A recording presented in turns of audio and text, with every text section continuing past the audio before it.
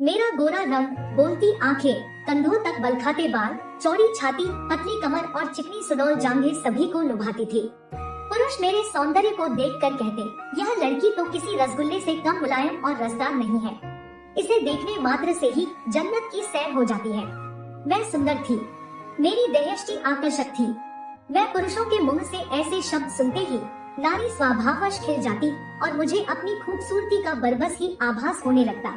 मैं बुदबुदाए बिना न रह पाती। मुझ पर तुम सब मरते हो तो मरो, मैं किसी के हाथ नहीं आने वाली। मैं तो आग हूँ, आग। मुझे पकड़ने के लिए पानी बनना होगा। मैं सुंदर हूँ पर इतनी भोली नहीं हूँ कि अपनी प्रशंसा सुनते ही तुम्हारी बाहों में समा जाऊंगी। मैं अभी सोच ही रही थी कि माँ की आवाज ने मुझे चौंका दिया। मैं जैसे सोते से जाग उठी। माँ मेरे सामने खड़ी मुस्कुरा रही थी। मेरी माँ मुझसे कहीं अधिक खूबसूरत थी। वह एक प्रौढ़ महिला थी, लेकिन देखने में 21-22 की ही लगती थी। वह अपने सौंदर्य और स्वास्थ्य के प्रति हरदम सजग रहती थी।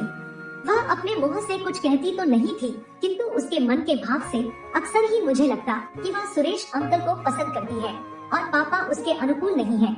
सुरेश अंकल कहाँ से आते थे और मम्मी से उनका संबंध कब से था, इससे मेरा कोई मतलब नहीं था। इतने में मम्मी चाहती हुई बोली, बेटी तुम आज स्कूल नहीं गई, आज तो छुट्टी है।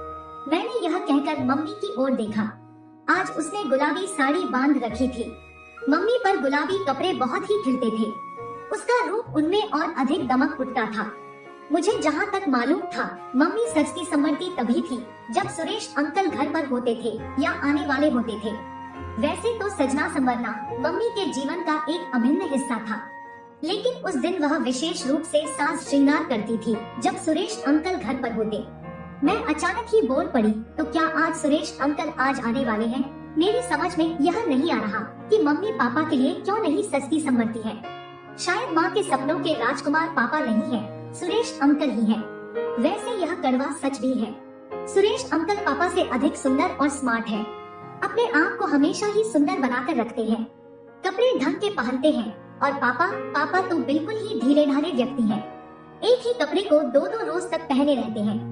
शेव तभी बनाते हैं जब खुजली होने लगती है या उन्हें कोई टोक देता है। माँ को तो चुस्त और खूबसूरत पुरुष चाहिए। सुरेश अंकल चुस्त भी है और सुंदर भी है।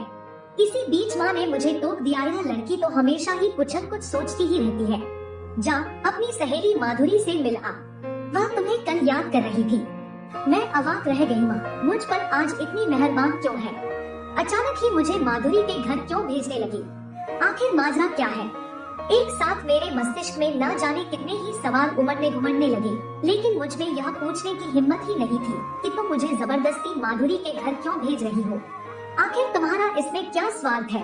खैर, माधुरी से मिलने के लिए तो बेताब मैं भी थी। मैं पैदल ही उसके घर चल दी। दोस्तों, अगर आपको ये कहानी अच्छी लगी हो तो कृपया इसे लाइक, शेयर और सब्सक्राइब करें। धन्यवाद।